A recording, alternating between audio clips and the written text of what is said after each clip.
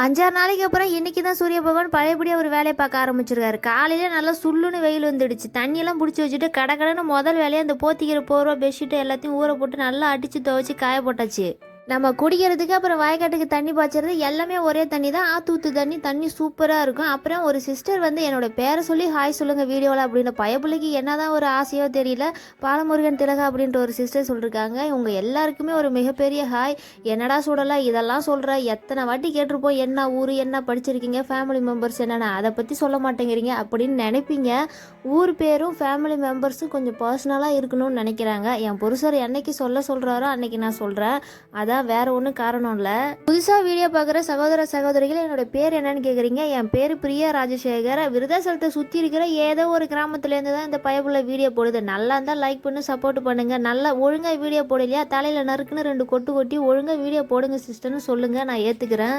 எப்படா அமாவாசை திதி முடியும்னு இங்கே ஒரு ஜீவன் வெயிட் பண்ணிகிட்டே இருக்கு. அந்த திதி முடிஞ்ச நேரம் ஆனதுமே உடனே எப்போ அந்த மீன் எடுத்து பொரிச்சு கொடுத்துரு அப்படின்னு சொல்லியாச்சு. இன்றைக்கி மதியானத்துக்கு வந்த சாப்பாடு சுட சுட சோறு ரசம் அதோட பொரிச்ச மீன் தான். இது வந்து ஆற்றுல பிடிச்ச மீன் தான். இது எப்பயுமே இதுக்கு ஒன்றும் ஸ்பெஷலாலாம் மசாலா நம்ம ப்ரிப்பேர் பண்ணுறதே இல்லை. உப்பு நம்ம வீட்டு குழம்பு மிளகா பொடி இஞ்சி பூண்டு பேஸ்ட்டு தான் கொஞ்சம் நல்லா 1 மணி நேரம் ஊற வச்சு பொரிச்சு எடுத்தோம்னா டேஸ்ட்டு வேறு லெவலில் இருக்கும், சூப்பராக இருக்கும். அப்புறம் சொல்லணும்னு நினச்சேன், நேற்றே மறந்துட்டேன். நம்ம கமெண்ட் பாக்ஸை படித்து பார்க்கும்போது அது ஒரு ஃப்ரெண்ட்ஷிப் கூட்டமாகவோ அல்லது ஒரு ஃபேமிலி கூட்டமாகவோ இருக்கணும்னு நினச்சி தான் அந்த கமெண்ட் பாக்ஸை நான் ஆளில் வச்சுருக்கிறேன். தேவையில்லாத கொஞ்சம் அன்வான்ட் கமெண்டெல்லாம் தவிர்த்துக்கிறது ரொம்ப நல்லது. ஏன்னா யாரோ ஒரு பண்ணுற தப்புனால எல்லாரும் முகம் சொல்லிக்கிற மாதிரி இருக்கும். அது நமக்கு தேவையில்லை. நானாக இருக்கணும்னு நினைக்கிறேன். ஏன்னா இந்த பைபிள் இன்றைக்கி அதிகமாக பேசிட்டு கிடக்கு அப்படின்னு உங்களுக்கு தோணலாம். நான் மறுபடியும் சொல்கிறேன், நிறைய சகோதர சகோதரிகள் நம்ம கமெண்ட் பாக்ஸில் ரொம்ப பாசிட்டிவாக மோட்டிவேஷன் பண்ணுறீங்க. உங்கள் எல்லாருக்குமே ரொம்ப ரொம்ப நன்றி. இப்போ கமெண்ட் பாக்ஸில் 50 வயசு 60 வயசை குறிப்பிட்ட நான் உனக்கு அம்மா நான் உனக்கு வந்து பாட்டி இப்படிலாம் சொல்கிறாங்க. அதெல்லாம் பார்க்கும்போது மனசுக்கு ரொம்ப ஹாப்பியாக இருக்குது.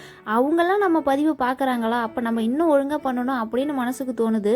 அப்புறம் ஒரு சில சகோதரிகள் நீங்கள் ரெஸ்ட் எடுப்பீங்களா எடுக்க மாட்டீங்களா, சும்மா எப்போ பார்த்தாலும் வேலை பார்த்துக்கிட்டே இருக்கீங்க, கொஞ்சம் செல்ஃப் கேர் கொடுங்க, உடம்பை பார்த்துக்கோங்க அப்படின்னு சொல்கிறீங்க. உங்களுடைய கேரிங்கான கமெண்ட்ஸுக்கு ரொம்ப ரொம்ப நன்றி.